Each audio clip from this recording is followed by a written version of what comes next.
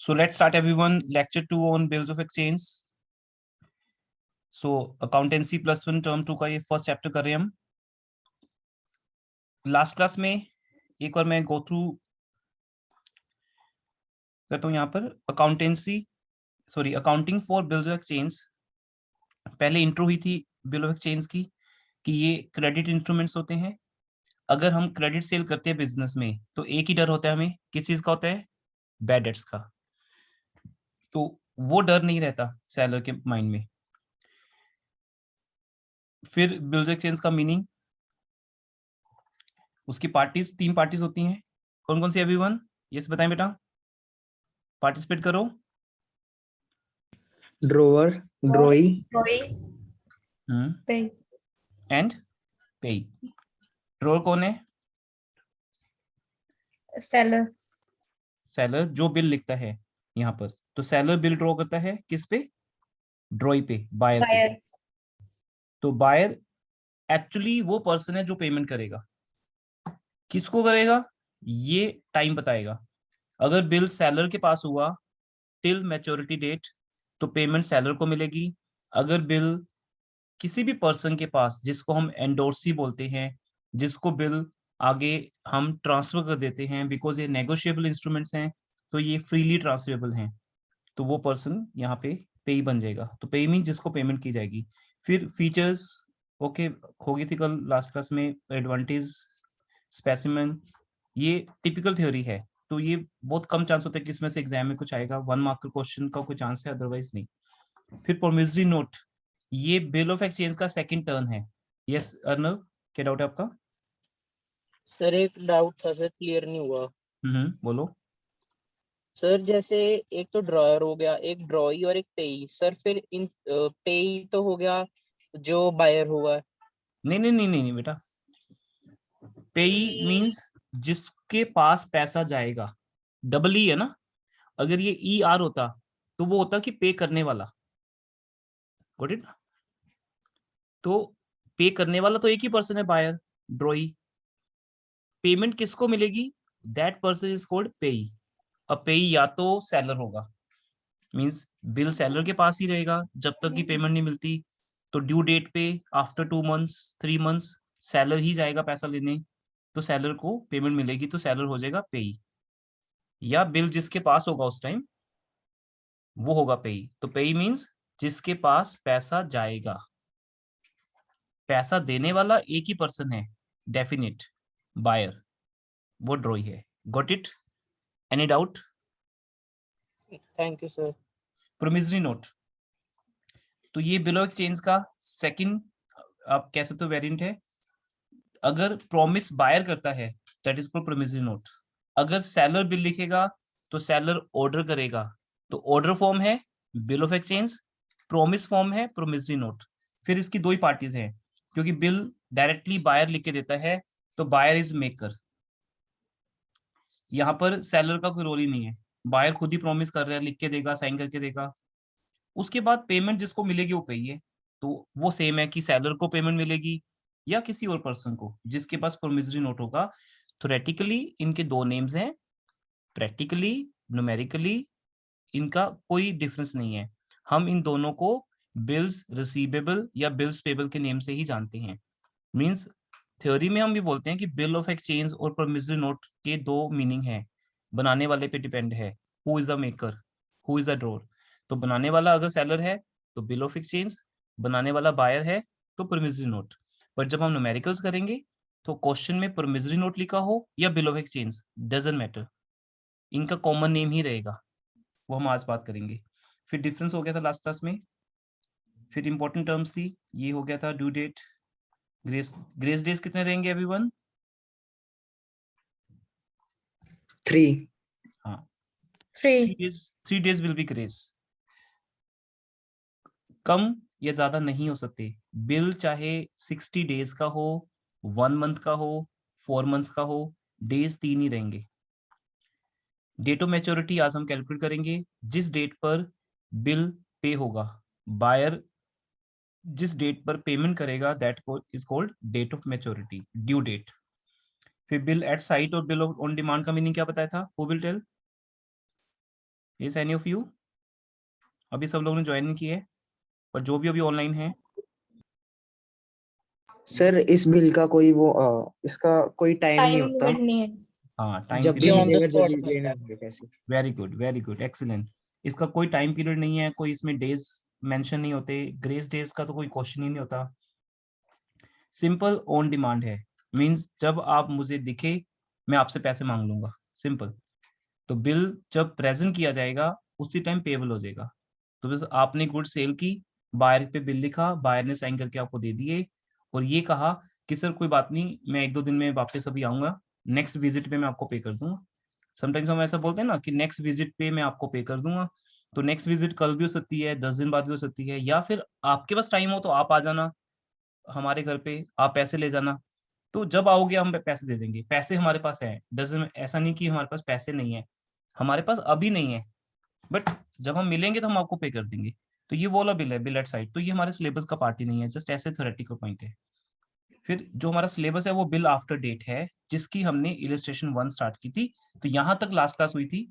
तो वो 90 मिनट्स को मैंने रिवाइज करवा दिया आपको। ये आपकी क्लास स्टार्ट हुई थी यहाँ पर, सॉरी ओवर हुई थी यहाँ पर, और यहीं से हम स्टार्ट कर रहे हैं। इलस्ट्रेशन 1 आप सबने कर ली है, इलस्ट्रेशन 2 हम करते हैं, ये उसका सोल्यूशन है। नेक्स्ट पीपीटी में आते हैं, इलस्ट्रेशन 2 में। अब देखिए बेटा, मैं आपके लिए सोल्व करता हूँ, एक आपकी प्रैक्टिस भी हो जाएगी, क्योंकि लास्ट क्लास में ज्यादा नहीं हो पाई थी। 29 मई 2017 आप सबने पार्टिसिपेट करना है बेटा, जस्ट फील किया मेरे सामने ही हो, क्लास में हो। लास्ट क्लास में कितना मजा आया था, ऑफलाइन मिले थे हम, यस सर। है ना, यस ज्यादा सर। मजा आता है ऑफलाइन में। हमारा भी जो हमारी एनर्जी और हमारा जो टीचिंग पैशन डबल हो जाता है जब आप सामने होते हैं, स्टूडेंट सामने होते हैं। तो लास्ट 2 ईयर से तो हम मिस करें इस चीज को। तो 29 मई में 4 मंथ जब हम ऐड करते हैं तो क्या होगा, अब इसमें कैसे काउंट करेंगे? जून, जुलाई, करो बेटा साथ में, जैसे हम टेबल्स नहीं याद करते, बच्चे टेबल याद करते हैं, 3 2 जार 3 3 जार, ऐसे ही है ये भी। पार्टिसिपेट करना है आपको। सितंबर तक गया सर। जून, जुलाई, अगस्त, सितंबर, कौन सी डेट आ गई? 29 सितंबर। 29 सितंबर। अब रूल क्या है, 3 डेज ग्रेस ऑलवेज ऐड करने हैं, ये फिक्स है भी हमारा। तो 29 सितंबर सेकेंड में 3 दिन ऐड करो, 2 अक्टूबर। 30 सितंबर, फर्स्ट, अच्छा 30 सितंबर के बाद 31 नहीं होता। अब ये तो आपके अवेयरनेस है ना कि जनवरी 31 डेज का होता है, फरवरी 28, लीप ईयर में 29, मार्च 31, अप्रैल 30, मई 31, जून 30, लाइक दैट। तो सितंबर 30 डेज का होता है। तो 30, फिर 1 अक्टूबर, 2 अक्टूबर। 2 अक्टूबर इंडिया के लिए एक इम्पोर्टेंट डेट है, एक नॉर्मल डे नहीं है। क्या है यहाँ पर 2 अक्टूबर को क्या होता है? गांधी गांधी जयंती। गांधी जयंती। सब लोगों ने बताया नहीं, you don't like Gandhi ji. 2 अक्टूबर गांधी जयंती होती है, और गांधी जयंती पब्लिक हॉलीडे है या इमरजेंसी हॉलीडे है, पहले से डिक्लेयर्ड है या उस दिन जाके पता हॉलीडे। चलेगा? तो पहले से पता है, ड्यू डेट होगी 1 अक्टूबर। Very good. तो ड्यू डेट होगी 1 अक्टूबर। तो इलिस्ट्रेशन 1 नॉर्मल है, इलिस्ट्रेशन 2 को इंपॉर्टेंट रखा गया है कि जब आपने प्रैक्टिस कर ली नॉर्मल थिंग्स को, फिर इलिस्ट्रेशन 2 में वो सारे पॉइंट्स डाल दिए हमने जो आपके लिए इंपॉर्टेंट हैं। स्कूल टीचर तो एक ही क्वेश्चन देगा, तो उसमें इनमें से एक पॉइंट आएगा। तो 2 अक्टूबर को गांधी जयंती है, पब्लिक हॉलीडे है, गस्टर हॉलीडे है, इसलिए सेलर पेमेंट लेने के लिए 1 अक्टूबर को जाएगा। अगर वो 3rd को जाएगा तो उसको पैसे नहीं मिलेंगे। It's a highly risky event बेटा, कि आपको जाना पड़ेगा वहां पर। 1 अक्टूबर को बिल प्रेजेंट करना पड़ेगा, जाना इंपॉर्टेंट नहीं है, मींस आप मत जाओ, किसी को भेज दो, कोई भी चला जाए, बट 1 अक्टूबर को बिल प्रेजेंट होना चाहिए बायर के सामने, then buyer will make the payment. आगे नेक्स्ट डे आपको पेमेंट नहीं मिलेगी। ठीक है जी, तो ये क्लियर है एवरीवन। नेक्स्ट आते हैं सेकंड केस। 31 मार्च में 1 मंथ ऐड करते हैं, तो क्या डे बनेगा? डू फास्ट भाई, जल्दी से। अप्रैल 30 + 3 days। हाँ 3 मई तो 3 डेज अगर ऐड करेंगे तो थर्ड में आ जाएगा, थर्ड में। Yes sir. May 3rd। अब May 3rd तो कुछ होता नहीं है, तो ठीक है, ये दैट इज आंसर। फिर उसके बाद 21 जुलाई में 60 डेज ऐड करेंगे, तो कैसे होगा बेटा? 21 जुलाई में कितने डेज रह गए मंथ के एंड तक, जुलाई के अंदर? 9 सर। नो 10। बेटा, 10। 31 डेज का होता है जुलाई। अब ये तो मिस्टेक करोगे फिर आप। 31 तक। हाँ, यस सर। ये यस चीज। सर। हाँ, ये ना जब हम छोटे होते थे तो हम ऐसे फिंगर्स को देखते थे, जो हमारी यहाँ पे फिंगर टिप्स है ना, जैसे जनवरी, फिर नेक्स्ट वाला फेब है, फिर मार्च, नेक्स्ट वाला अप्रैल है, फिर मई। अगर आप देखोगे तो वो फंडा वहाँ लॉजिक सेट सेट होता है, ठीक है। जो अपर पार्ट है दैट इज 31, जो लोअर पार्ट है दैट इज 30 या 28, ठीक है। बट बाकी तो वैसे भी हमें पता है। 10 डेज जुलाई के, हाँ जी, अगस्त के कितने? 31 डेज अगस्त के, और कितने रह गए अब? 41 हो गया ना, तो कितने डेज रह गए? रिस्पॉन्स नहीं आ रहा आपका। 19। यस, 19। तो ये हो गए 60 डेज। तो ऐसे बेटा आपको डेज काउंट करने हैं। मैं फिर बता रहा हूँ, 10 डेज जुलाई के, 31 डेज अगस्त के, और 19 डेज सितंबर के, क्योंकि हमें 60 डेज आगे आना था। अब देखो, इसको बोलते हैं बिल आफ्टर डेट, इसलिए मैंने स्लाइड को इस पार्ट के बाद रखा है, बिल आफ्टर डेट। ये आपका 1 मार्क का क्वेश्चन रहता है कि what do you mean by bill after date, या एमसीक्यू बन सकता है इसके ऊपर। तो it is a bill in which due date and date of maturity is ascertain from the date on which the bill is drawn. तो जिस दिन बिल लिखा गया उसके बाद से हम काउंट करना स्टार्ट करते हैं। तो 21 को काउंट नहीं करना, 21 के बाद से काउंट करना है, that is called after date. जिस दिन बिल लिखा गया उसके बाद से आपको काउंट करना स्टार्ट करना है। तो बेटा 19 सितंबर 3 डेज फ्री गिफ्ट जो हमें देने देना है बायर को, तो 22 सितंबर है। अब बाय चांस क्वेश्चन में लिखा हुआ है 22 सितंबर को समथिंग हैपेंड इन कंट्री और स्टेट और city and that day was declared as emergency holiday by the local authority और बाय द सेंट्रल गवर्नमेंट, कुछ भी हो सकता है। तो अगर वो इमरजेंसी हॉलीडे है तो उस दिन हम पैसा लेने नहीं जा सकते। अब क्योंकि इमरजेंसी है तो हाँ जी, प्री होगा या पोस्ट होगा? Sir post. पोस्ट होगा। पोस्ट। तो एक दिन बाद जाएंगे हम। जैसे आपको बताया था, आपके स्कूल में अगर आज टेस्ट था बट स्कूल के गेट आज क्लोज है, आज वो इमरजेंसी हॉलीडे है, तो ऑब्वियसली जो क्लास टेस्ट होना था आपका आज वो कल होगा। ये अंडरस्टूड है, बताने की या मैसेज की जरूरत नहीं है किसी को भी। तो 23 September will be the due date. ठीक है जी, आगे नेक्स्ट 14 मई में ऐड करो 90 डेज। कैसे करोगे, जल्दी करो, अब आप करोगे।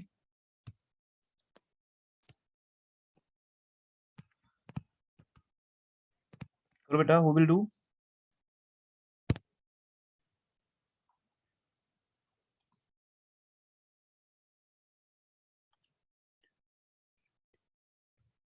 सो 17 डेज मई के, 30 जून के।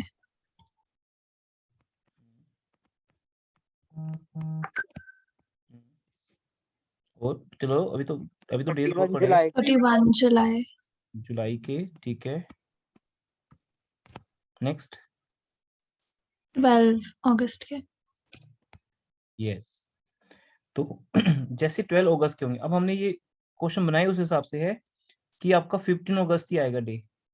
तो ये आपके फर्स्ट ऑफ ऑल तो 90 डेज हो गए कंप्लीट, बिकॉज क्वेश्चन में या तो डेज आएंगे या मंथ्स आएंगे। तो आपके 90 डेज कंप्लीट हो गए।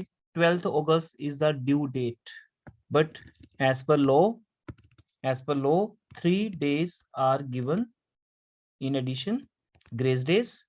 तो 15 अगस्त हम सबके लिए सबसे इंपॉर्टेंट डे होता है। 15 अगस्त अगर गस्टर हॉलीडे है, इंडिपेंडेंस डे है, तो इट मींस बिल का पेमेंट लेने कब जाओगे आप? 14 अगस्त। 14 अगस्त। तो हम जब बिल लिखते हैं उसी time on the same moment हम उसका ड्यू डेट कैलकुलेट कर लेते हैं। अब हमें पता है कि ड्यू डेट 15 अगस्त है, उस दिन ऑफिसेज बंद होंगे, शॉप्स बंद होंगी, तो ये हमारी अपनी ड्यूटी है कि हम एक दिन पहले उस बिल को प्रेजेंट कर दें। तो आंसर विल बी 14 अगस्त। 14 अगस्त। हाँ जी। नेक्स्ट पॉइंट, 28 जनवरी में 1 मंथ ऐड करो। 28th Jan. Sorry, Feb. 28 Feb, क्योंकि 1 मंथ मींस नेक्स्ट है, 28 से 28 पे जंप करना है, 28 फेब। अब because it is a leap year now बेटा, ईयर है ध्यान दो। तो हाँ जी, तो यहाँ हमने लीप ईयर के पॉइंट को कवर किया है। 2 मार्च हो जाएगी सर। यस, तो लीप Yes. ईयर का मीनिंग 29 फेब भी होती है, उसके बाद फिर 1 मार्च और 2 मार्च, तो आपका आंसर होगा 2 मार्च। समझ आ रहा है सबको? कोई ऑनलाइन वाला इशू तो नहीं है कि ऑनलाइन में समझ नहीं आ रहा? समझ आ रहा है everyone? Yes sir. Yes. Next point है, अब 31 जनवरी में 1 मंथ ऐड करती है। अब ये भी इंपॉर्टेंट है, 31 जनवरी में जब 1 मंथ ऐड करोगे तो 31 फेब आएगी। 31 फेब तो होती नहीं, तो इसका मीनिंग हम 29 फेब आएगी सर। हाँ जी, जो होती है वो लिख देंगे बस, क्योंकि 31 का मीनिंग है मंथ का एंड।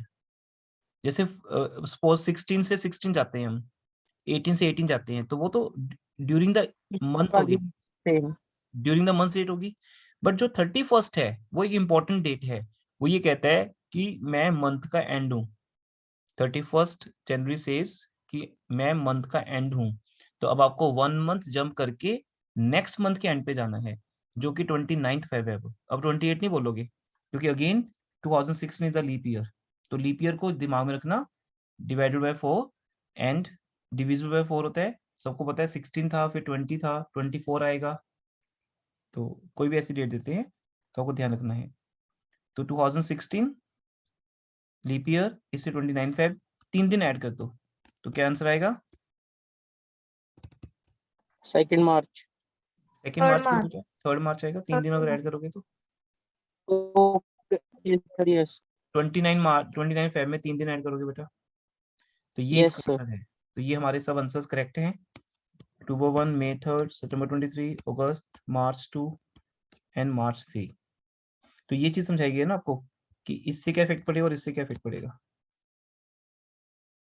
तो अगर बिल 28 को बनाया गया तो उससे फर्क पड़ता है, गॉट इट ना। तो ये 2 एग्जांपल स्पेशली आपके लिए डिजाइन की गई हैं कि 28 जनवरी को अगर बिल लिखा तो उससे फर्क पड़ता है, क्योंकि हम 28 से 28 भी जा सकते हैं और नेक्स्ट डे 29 हमारा वहां पे अवेलेबल है, बट 31 से हम 31 पे जा सकते हैं, लेकिन 31 है नहीं फेब में, तो जो लास्ट डे उस मंथ का है, the last day lies in that month, that will be selected.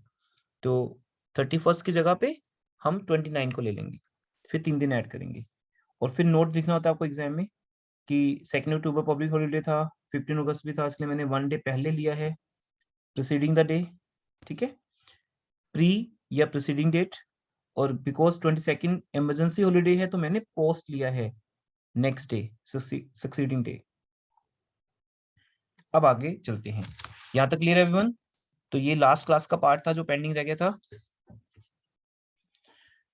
हाँ जी, चलें आगे एवरीवन। Yes sir. आज का डे इंपॉर्टेंट है, सब लोग ज्वाइन नहीं कर पाएंगे आज एज पर देयर मैसेजेस।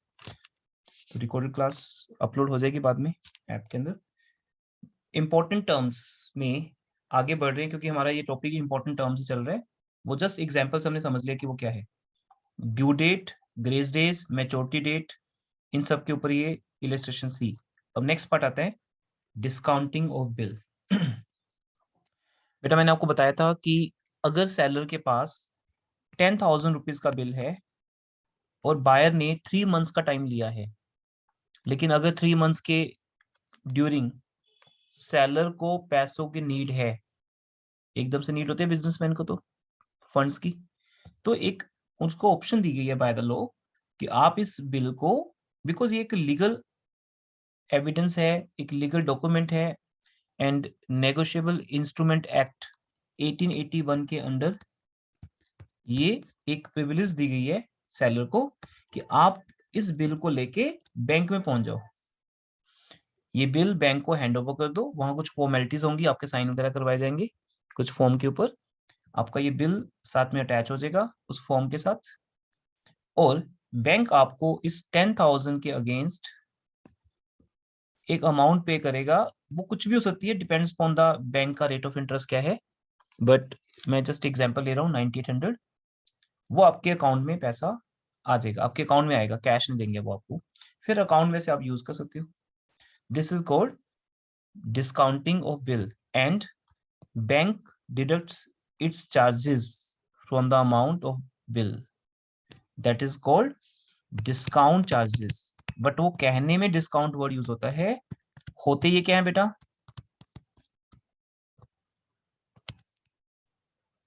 क्या होते हैं ये? Interest interest charge. चार्जेस। कहने में ये डिस्काउंट है बट ये होते इंटरेस्ट चार्जेस हैं। तो बैंक आपसे इंटरेस्ट चार्ज कर रहा है। अच्छा, ये अमाउंट कैसे कैलकुलेट होती है उस पर भी ध्यान दीजिए। बिल का अमाउंट 10,000 है।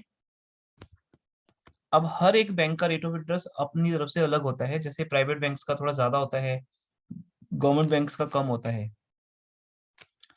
तो सपोज यहाँ पे रेट ऑफ इंटरेस्ट है 6% पर एनम, तो कितना डिस्काउंट बनेगा 6% पर एनम पे? 600 रुपीज। 600 रुपीज। लेकिन सपोज मेरा बिल 4 मंथ्स का है बेटा, ये जो बिल है ये 4 मंथ्स का बिल है, पर इसको और थोड़ा डिटेल में समझते हैं।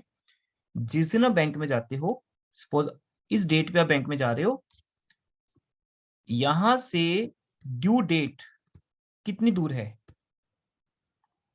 क्योंकि बैंक में किस दिन जाओगे ये तो कोई डे नहीं है, वो तो आपकी चॉइस है। सेलर को जब बिल मिलता है उसके 1 मंथ के बाद भी जा सकता है बैंक में, 2 डेज के बाद भी जा सकता है, वो कोई भी डे पे बैंक में जा सकता है, जब उसको जरूरत होगी तब जाएगा। अब जिस दिन वो बैंक में जा रहा है उस दिन से लेकर ड्यू डेट के बीच में कितना टाइम गैप है। Got it? क्या बोल रहा हूं एवरीवन? Yes sir. क्या बोला मैंने? बहुत सिंपल वर्ड्स में, जिस दिन हम बैंक में गए उस दिन से ड्यू डेट में कितना गैप है। मान लो बिल हमारा 3 मंथ्स का था और हम बैंक में जाते हैं लेट, 1 मंथ लेट जाते हैं, तो जिस दिन हम बैंक में गए उस दिन कितने टाइम रह गया था अगर हम 1 मंथ लेट जाएंगे? 2 months। 2 मंथ्स। सबको समझ नहीं आ रहा एवरीवन? बेटा सबको समझ आ रहा है? सर एक बार रिपीट करना। सपोज हमारा बिल 3 मंथ्स का था जब लिखा गया, अब बायर तो साइन करके चला गया, बायर का काम है उसको एक्सेप्ट करना, साइन करके चले जाना, बायर को नहीं पता कि पीछे से क्या हो रहा है। अब आफ्टर 1 मंथ सेलर को फंड्स की नीड है, तो सेलर बैंक में जा रहा है। अब जब वो बैंक में जा रहा है तो बैंक चेक करेगा कि आप आज हमारे पास आए हो, यहां से ड्यू डेट तक कितने मंथ्स बनते हैं, तो 3 मंथ्स तो बचे नहीं, ऑब्वियसली 3 मंथ्स तो बचे नहीं, क्योंकि 1 मंथ तो बिल आपने अपने पास ही रखा। उसके बाद बैंक गए तो बैंक ये देखेगा कि आप जब बिल लेकर बैंक में आए हो तो वहां से मैच्योरिटी डेट में कितने मंथ्स हैं, तो वहां से 2 मंथ्स हैं, तो बेटा 2 मंथ्स का ही आपसे डिस्काउंट लिया जाएगा, मींस आपसे 2 मंथ्स का ही इंटरेस्ट चार्ज किया जाएगा। लॉजिकली 2 मंथ्स ही बनते हैं टेक्निकली, और 2 मंथ्स का ही होना चाहिए, तो 2 मंथ्स के बराबर डिस्काउंट यहाँ बैंक आपसे डिडक्ट करेगा। तो 6% 2 मंथ्स का कितना हो गया? कितना हो गया? 100 रुपीज। तो आपको बैंक से कितने रुपए मिल जाएंगे 100 रुपीज काट के? 9900। यस, 100 रुपीज मिलेंगे ये नहीं बोला मैंने, मैंने बोला 100 रुपीज कटेंगे मतलब कट के डिस्काउंट। मिलेंगे और 9900 मिलेंगे। हाँ जी, 100 रुपीज कट के मिलेंगे, 1900 मिलेंगे। ये 100 रुपीज बैंक की इनकम है, बैंक इसी इनकम पे चल रहा है। ठीक है जी। तो बैंक की इनकम यही होती है, इंटरेस्ट, चार्जेस, जो भी वो आपसे चार्ज करता है। चलें आगे, समझ आ गई सब बातें ये? Yes, slide sir. पे। Yes sir. Yes sir. दूसरा पॉइंट बेटा, पार्टिसिपेट करते रहिए भाई, नहीं तो मैं भी बोर हो जाता हूँ। एंडोर्समेंट। अब सेलर के पास एक और ऑप्शन है। सेलर को पैसों की नीड नहीं है, बट उसने वो पैसे किसी और को देने हैं। फॉर एग्जाम्पल, मैं यहाँ पे तीन पार्टीज लिख रहा हूँ, the 3 persons A, B and C। A seller है, B बायर है। तो सेलर ने बायर पे बिल लिखा, स्टोरी यही है बेटा हमारे चैप्टर की। सेलर ने बायर पे बिल लिखा, बिल ड्रॉ किया, स्पेसिमेन हमने आपको कल बताया था। बायर ने उस पे साइन करके सेलर को सबमिट कर दिया, वापस कर दिया। अब बायर का रोल खत्म हो गया। बायर को मैं थोड़ा डल कर देता हूँ। बायर आपके सामने नहीं है, चला गया वो, तो ही लेफ्ट। वो कब आएगा? हाँ जी, बायर हमारी पिक्चर में कब वापस आएगा बताओ? जब Sir, उसने पैसे जितने मंथ का भी बिल होगा. ड्यू डेट के time. Yes, you can use only one word, due date के टाइम। बायर पिक्चर में वापस आएगा, लेकिन ड्यू डेट पे आएगा। उससे पहले बायर को हम नहीं देखेंगे। अब सेलर या तो ये बिल लेके बैंक में जाएगा, ये बात मैंने आपको समझा दी। फुल चैप्टर इसी पे बेस्ड बेटा आज के लेक्चर पे। जिसको आज का लेक्चर समझ आता है उसको ही आगे का समझ आएगा। सेलर या तो इस बिल को लेके बैंक के पास जाएगा और बैंक से डिस्काउंट करवाकर अपनी पॉकेट में 1900 रुपीज ले आएगा और एंजॉय करेगा, बात खत्म होगी।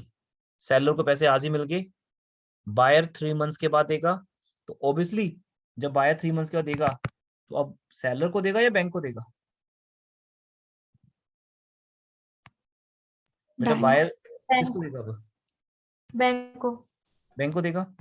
अच्छा, बी को कैसे पता चलेगा कि बिल बैंक के पास है? वो उसको पता करने की जरूरत ही नहीं है, जिसको पैसे लेने हैं वो खुद ही ढूंढ लेगा बी को, क्योंकि बी का नेम, एड्रेस सब लिखा होता है बिल के ऊपर। अब बैंक को पैसे लेने हैं 3 मंथ्स के बाद, तो बैंक बी को फाइंड करेगा, फाइंड करने के बाद उसको बिल प्रेजेंट करेगा। तो ढूंढने का काम बैंक का है। तो बी को कोई टेंशन नहीं है, बी को तो पता है कि 3 मंथ्स के बाद मेरे घर पे कोई ना कोई तो आएगा पैसा लेने। सेलर भी आ सकता है, या सेलर ने अगर बिल बैंक को दे दिया तो बैंक भी आ सकता है। तो बायर बैंक को पे कर देगा। तो ये बताओ कितने रुपए देगा बायर को? सॉरी, बायर बैंक को।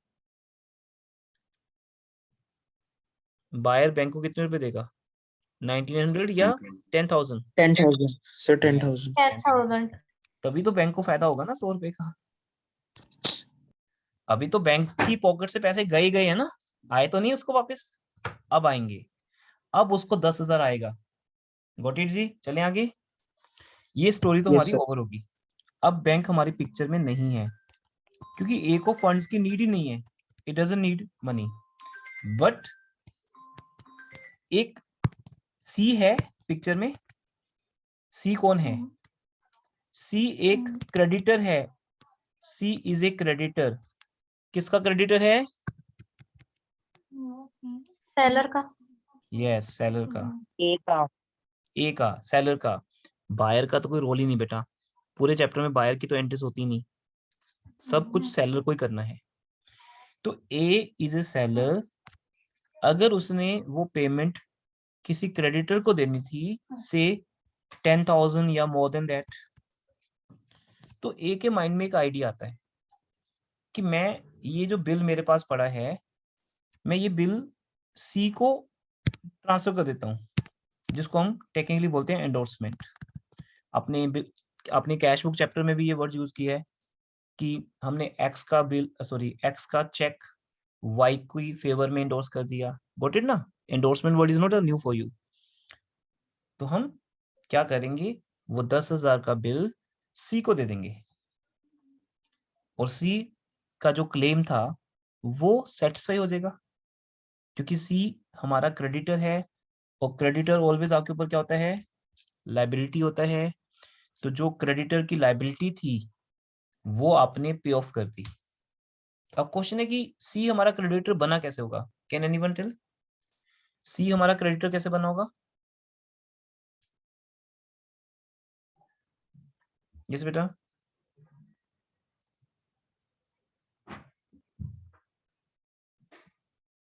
क्या हो भी सब लोग बताने लगे कुछ भी? जो गुड्स हमने क्रेडिट पे परचेज, जो गुड्स हम बिकॉज ऑफ सर क्रेडिट हमने सी से purchase. Goods that's good idea. Yes बेटा, ऐसा ही है। सी हमारा क्रेडिटर क्यों बना होगा? क्योंकि हमने सी से गुड्स परचेज की होंगी। क्योंकि जब हम गुड्स क्रेडिट पे परचेज करते हैं तो पर्सन हमारा क्रेडिटर बन जाता है। तो इसका मतलब स्टोरी समझे ना आप? रोल इस चैप्टर में किसका है? ये चैप्टर किसका है बेटा? ए का, सेलर का। सेलर सेलर का। ए सी से गुड्स परचेज करके किसको बेचता है? बी को। बी को फिर से बोलूं, समझ आया है? बी से गुड्स, सॉरी, सी से गुड्स परचेज की जाती हैं बाय द ए, और ए उन गुड्स में थोड़ा सा प्रॉफिट ऐड करके सी को बी को बेच देता है। तो सेंटर में तो ए ही है ना, रोल तो ए का ही इंपॉर्टेंट है, क्योंकि ए एक बिजनेसमैन है, वो सी से परचेज करता है और बी को बेचता है। तो ऑब्वियसली जो पैसा बी से आना था विद प्रॉफिट, वो उसने किसको देना था? सी को देना था। वो डिपेंड करते हैं, सी को 10,000 देने थे या उससे ज्यादा देने थे, है ना? सी से हम ज्यादा गुड्स परचेज करते हैं, फिर उसका एक पार्ट हम बी को बेचते हैं। तो दैट्स वाई ए के माइंड में एक आइडिया आया कि मैं ऐसा करता हूं, सी का जो पेमेंट मेरे ऊपर पेंडिंग है उसके अगेंस्ट मैं सी को बिल इशू कर देता हूं जो मेरे पास बी से आया हुआ है। तो ए कोई नया बिल नहीं लिखेगा, जो उसके पास बी का बिल पड़ा है वही उठा के वो सी को दे देगा। That is called endorsement. बाकी बुकिश लैंग्वेज में लिखा हुआ है एज पर द, आप रीड कर लीजिए कि एंडोर्समेंट क्या होती है। इफ इन डाउट टेल मी।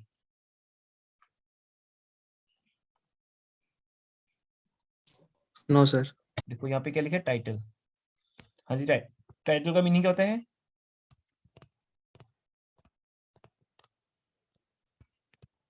क्या होता है टाइटल का मीनिंग? Ownership yes, ownership.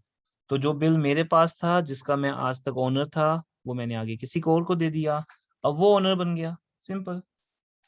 और आपको बताया था मैंने लास्ट क्लास में, this is your second lecture, lecture 1 में क्या बताया था कि ये नेगोशिएबल इंस्ट्रूमेंट्स हैं, इन्हें हम फ्रीली ट्रांसफर कर सकते हैं। जैसे आप मुझे 2000 का करेंसी नोट देते हो और उस पर आप साइन नहीं करते हो, अगर आपने मुझे दिया तो मेरा है, अब आप किसी भी तरीके से प्रूव नहीं कर सकते कि वो आपका था।